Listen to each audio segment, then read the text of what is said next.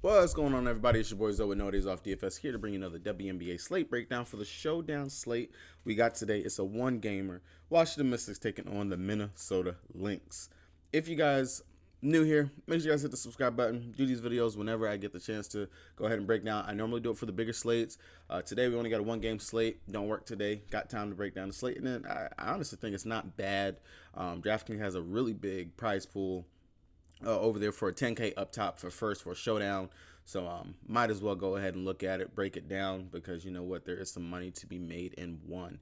If you guys are looking for my plays, prop plays, not only for myself but also for BK. If you guys do not know who he is one of the WNBA GOATs, the original GOATs of this industry and everything. You can find all of our plays and everything down below in the description.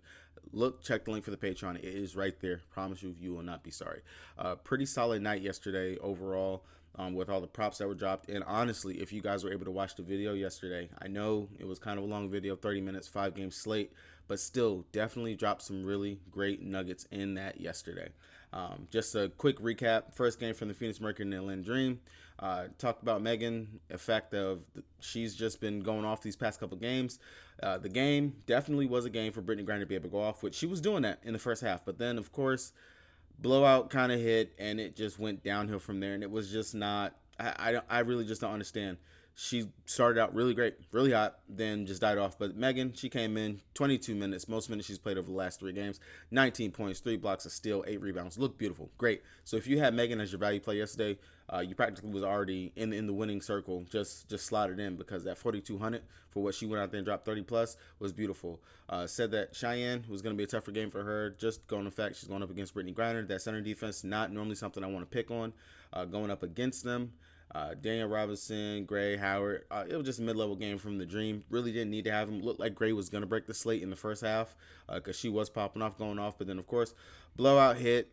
Didn't have to play the minutes and sat down on the bench. The Storm and the Liberty, we got news that Sammy was starting. So Sammy, she should have been honestly locked into most of your lineups. Just the fact that as soon as I said Sammy was starting, Ivana was on the bench. You might as well go ahead and go there. Sammy, beautiful game, great.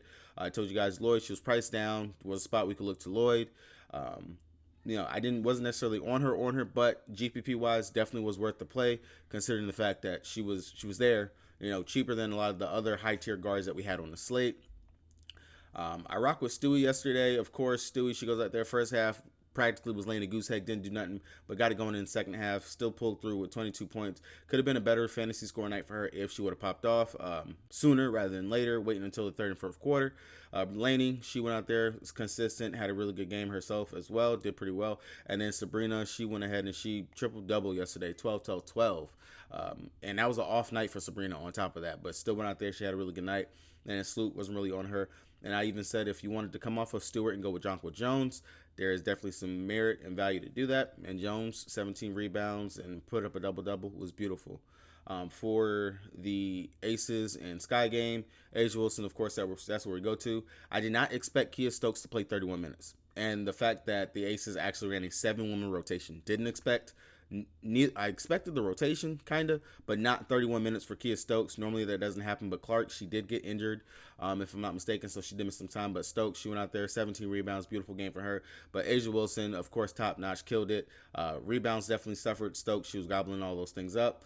Gray, Plum, they all had pretty good games. Jackie, mid-level, really didn't do too much out there yesterday, but decent. And then on the other side, Copper literally said it. She's going to go out there and score. If anything, GPP play and exactly what she went out there and did. Nothing but scoring. Of course, she got 6 rebounds to assist, but primarily that scoring is what got her to the promised land of her actually putting up a beautiful, beautiful fantasy point game. And Courtney Williams, that was a pretty good game from her. Marbury, so-so, didn't really do too much. The Sun and the Dallas Wings, if you listen to me when I said that this was a McCowan game, it was a McCowan game. McCowan, 35 minutes, 15 rebounds, 21 points. Literally said it. She is going to tower over everybody and get every single rebound. I'm going to go ahead and give you guys a nugget now before the game coming up on Friday. That's the next time the Dallas Wings play. McCowan is going to be playing, going up against the same team that's playing tonight, the Washington Mystics.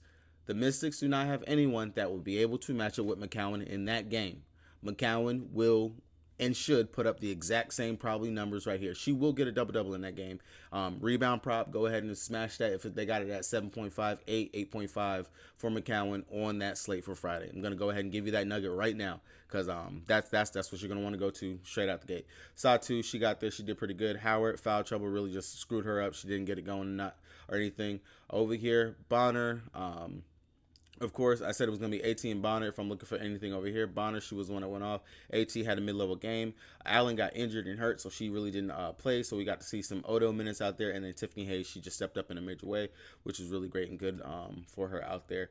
And then last game, I was on NECA almost all day, and then I jumped off her at the end, which really kind of screwed myself because I really did like NECA on the slate. I also like Clarendon. I figured she would have had a much better game, played 35 minutes, didn't do anything of sort right there. Really kind of killed me on that. And I wasn't really too heavy on anyone over here for the Fever, except for Vivian's to the sort. Said, she's still starting, might as well worth a look. She's going to get those minutes and stuff.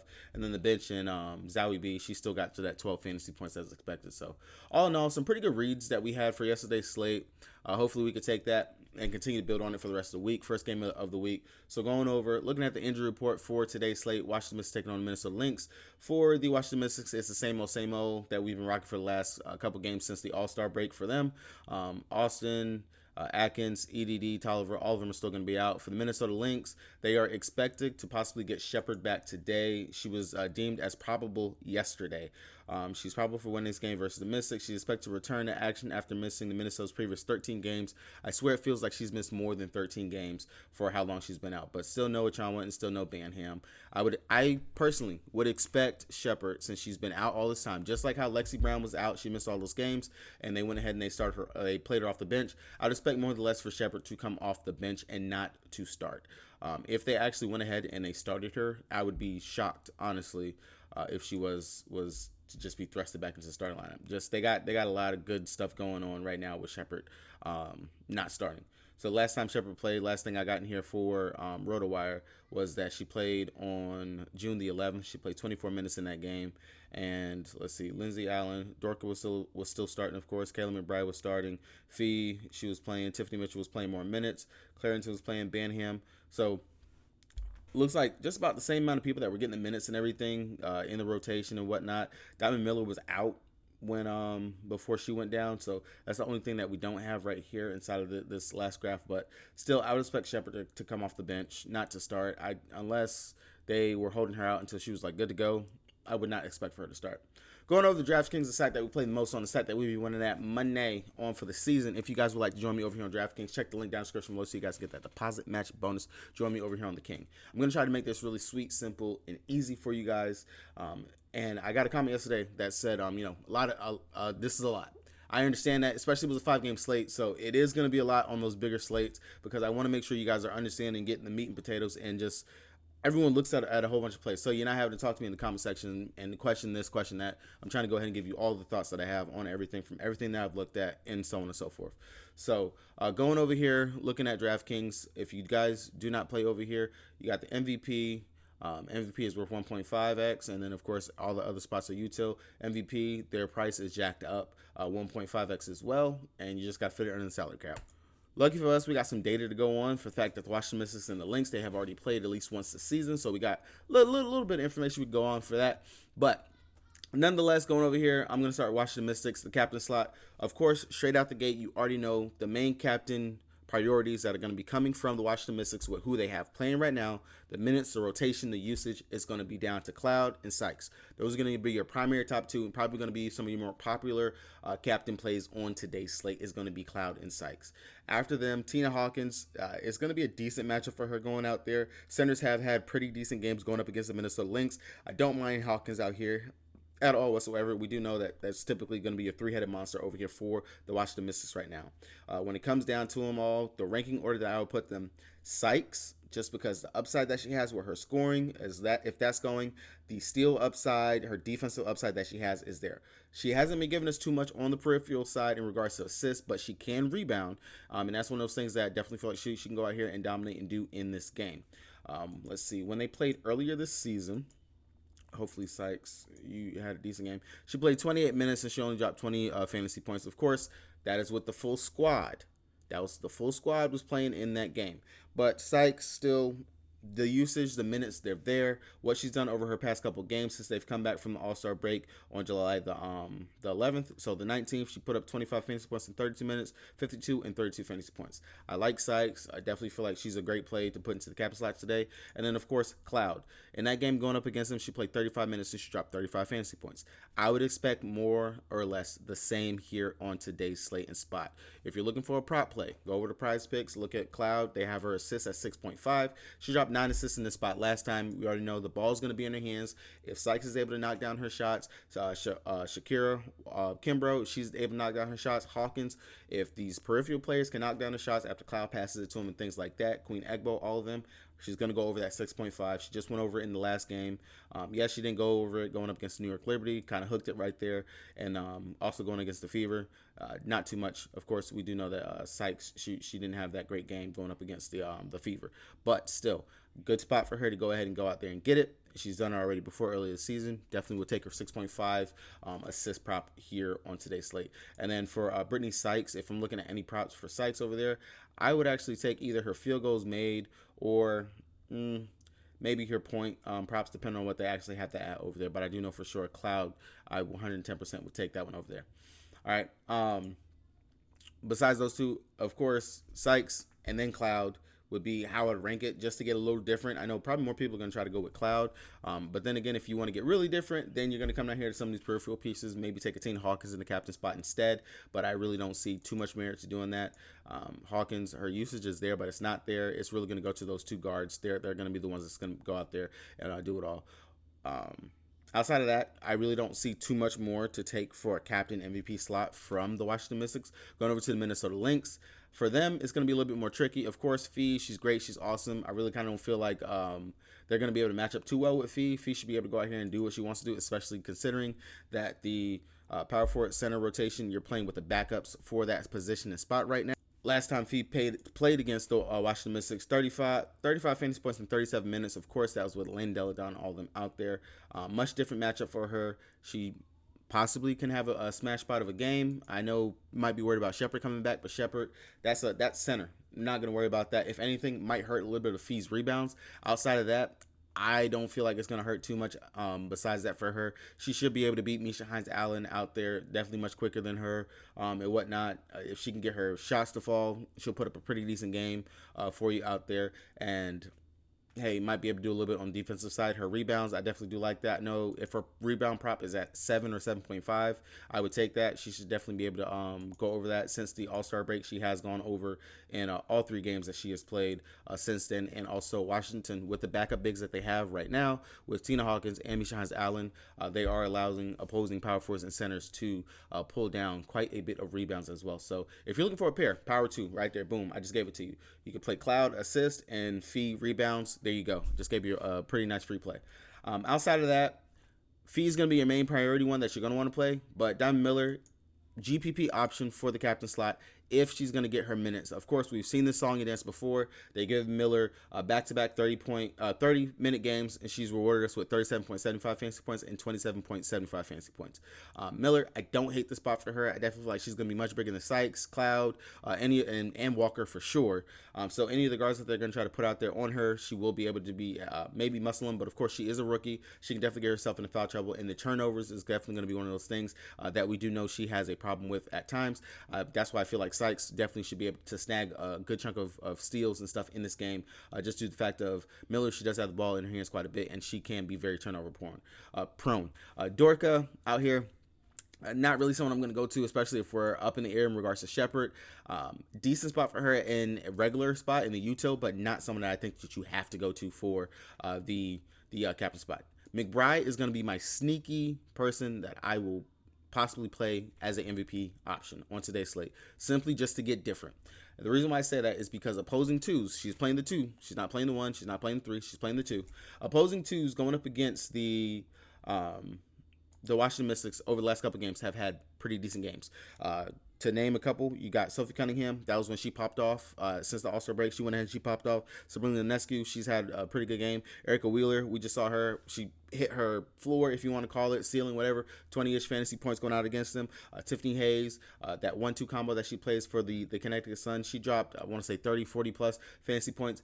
If Kayla McBride, she's playing at home, she can get her shot to go, her shot to fall. She could put up the exact same stats and numbers like what she did in this first game going up against the Washington Mystics, where she played 34 minutes and dropped 33 fantasy points. A lot of that, yes, that came from her scoring. That's what I'm going to tip my hat on for today, especially when you got smaller guards out there, such as Walker out there trying to guard some of these bigger guards, things like that. She's playing at home.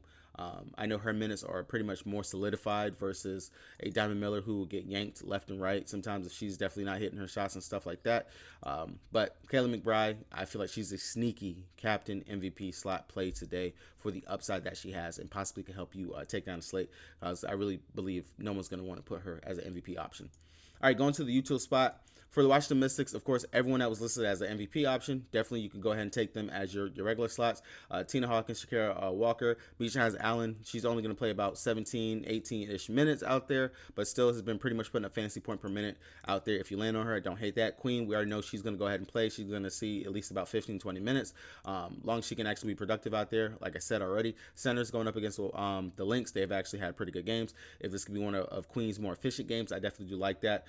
Gore, Harper, Myers, all of them not really looking right there. The only other one I would possibly consider would be Mi Ling, because she will play minutes. She comes in there and plays that backup power forward, small forward type position. She's at least going to see 18 to 20-ish minutes. If she can get her three-point ball to fall, as you can see, she is a three-point specialist. Definitely can put up a pretty big slate-breaking numbers out there.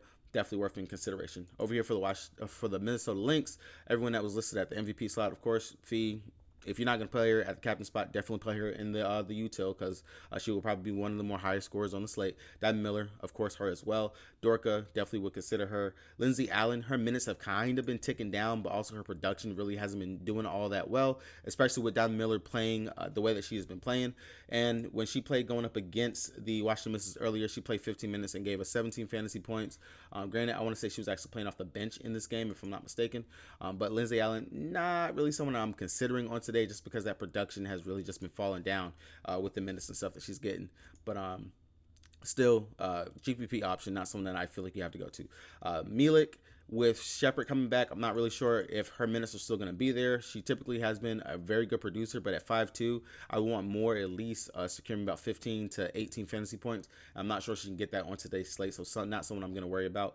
Tiffany Mitchell, she's coming off the bench again, has not really been producing in her time out there. Not someone that I'm going to go to. If Tiffany Mitchell goes out there and she burns me, she burns me. That's just how I'm going to feel on that one right there. Powers would be the only other person I would consider as another option, cheap option, and she probably will be in a lot of people's lines, because you always typically ought to have one cheap option on these type of slates. Powers will probably be that. 3,800, went out there in 8 minutes and dropped 12 fantasy points. We know her minutes have been up and down roller coaster throughout the whole season. She's a pretty decent player, but yet they won't play her.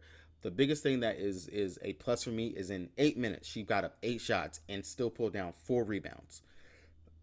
That is huge. If she was more efficient in that time out there, she would have blew value out of the water with probably maybe 18 fantasy points at 3K right there. That's Megan numbers right there for the time that she came in and played in 8 minutes. All right, but that's going to be it. Of course, a pretty sweet, simple video for today. If you guys enjoyed the content, make sure you guys hit that subscribe button and drop a like on the video. Let us know that you guys enjoying this stuff. Talk to me down in the comment section if you guys got any questions, comments, or concerns. I will see you guys for the 2-game slate on tomorrow.